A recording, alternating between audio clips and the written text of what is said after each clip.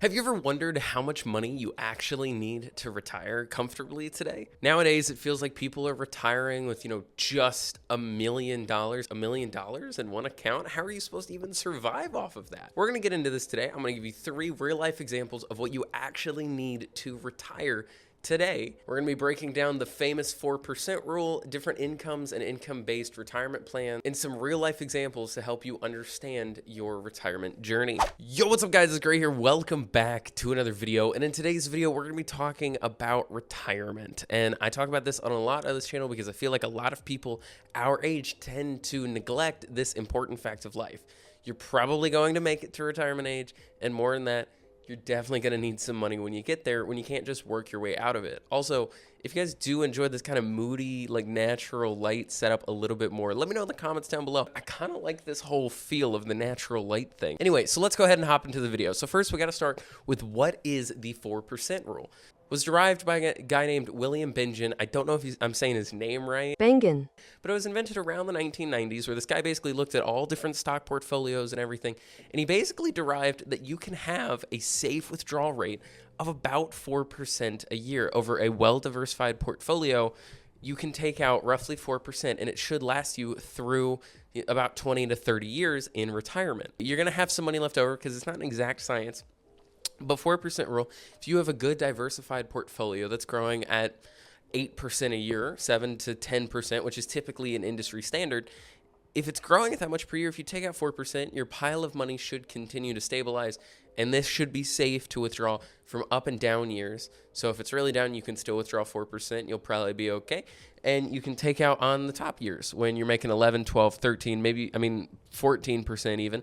If you're taking out 4%, you should be okay. This was done 30-something years ago. So obviously, it's an old rule, but it is a good marker to see, is this something that, do you have enough to live off of? If you have a big enough pile of money that's continuing to grow every year and you only take out 4%, do you have enough to live on? If you have $1 million, you can take out 40,000 of it a year and be totally fine. Me personally, I don't want to die with zero. I want to die with a lot of money built up in my different portfolios and in my different accounts left to both my kids and my family and whatever might be charity or whatever you might have.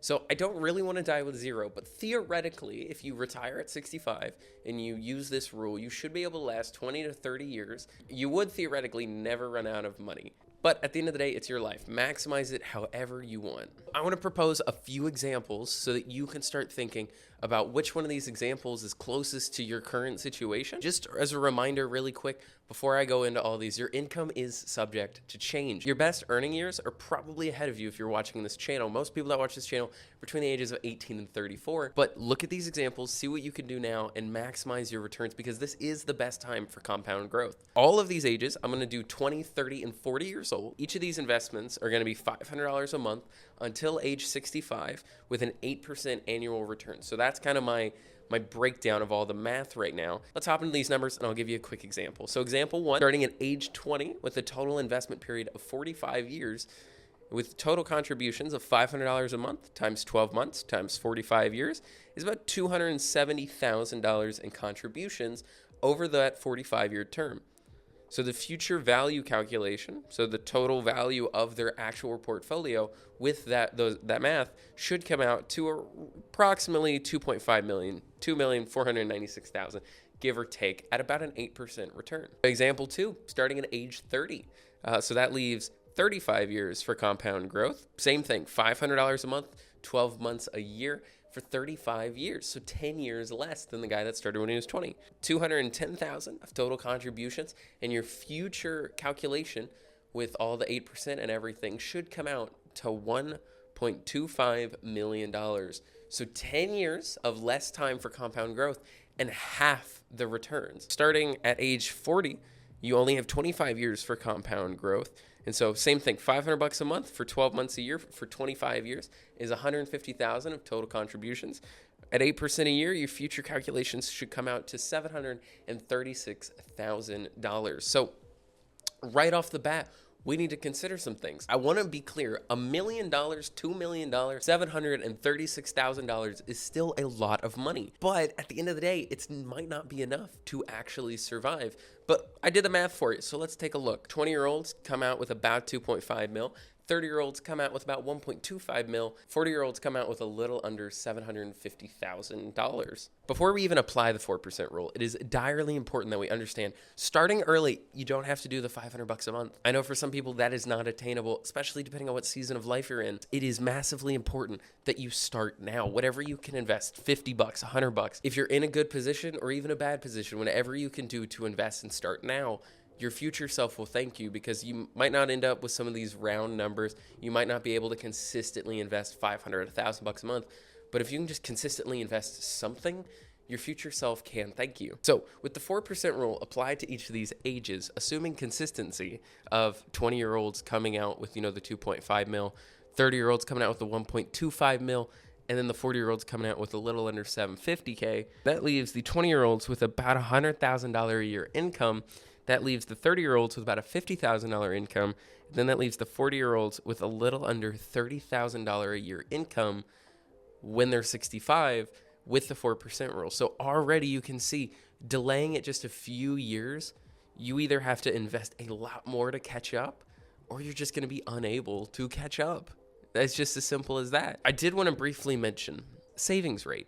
So Fidelity, which is one of the bigger brokerages and bigger banks here in America, they did a study where they said, what should your savings rate be depending on your age? So they actually broke it down. And so they said that these are some good goals to hit. And it's not necessarily that you're guaranteed safety or that even you're being considered financially successful.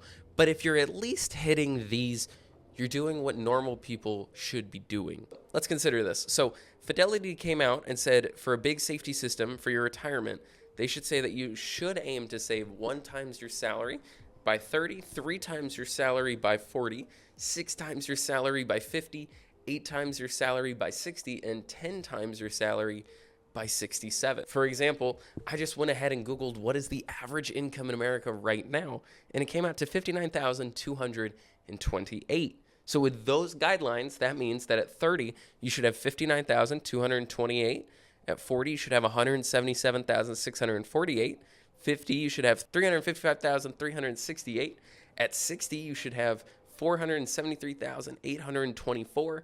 And at 67, you should have a whopping $592,280 in savings. So I'm not entirely sure if this article was about savings or retirement savings, but in at least the grand scheme of life, I think actually having that much in cash at specific ages is possible. This is times salary, so your yearly salary. So if you're 30, the ability to save 1 year, this should be possible.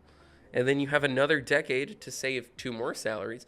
But presumably, this assumes that your income never goes up. Really, this is just one household salary. So if, the average household salary is 50, 60K, if you go out and you get more than that, you can end up saving a lot more. Obviously, all these numbers are lower than what we could be talking about for you and your household. And of course, we want to have more than that. We don't necessarily need more than that. When we're talking about your portfolio size, you obviously don't need tens of millions of dollars in retirement to live a comfortable life. Obviously, as we said, starting at 20 years old with $500 a month, which is going to be a lot in your 20s, but as time goes on, $500 a month could be, working an extra weekend, knowing that your future is secure. About 75K is where people start to feel really financially safe. All their needs are mostly taken care of. So yeah, of course, you don't need tens of millions. Obviously, the 20-year-old that started with just $500 a month in their retirement account, they're walking away with 2.5 mil when they retire. Conservatively, all these numbers are very conservative. So if you're walking away with a $100,000 income, obviously, I think you're going to be okay. So that's what I wanted this video to be. I hope you guys did enjoy. Let me know where y'all are at. Check it out in the comments down below. See how other people are doing. Let's start a good conversation down there in the description down below.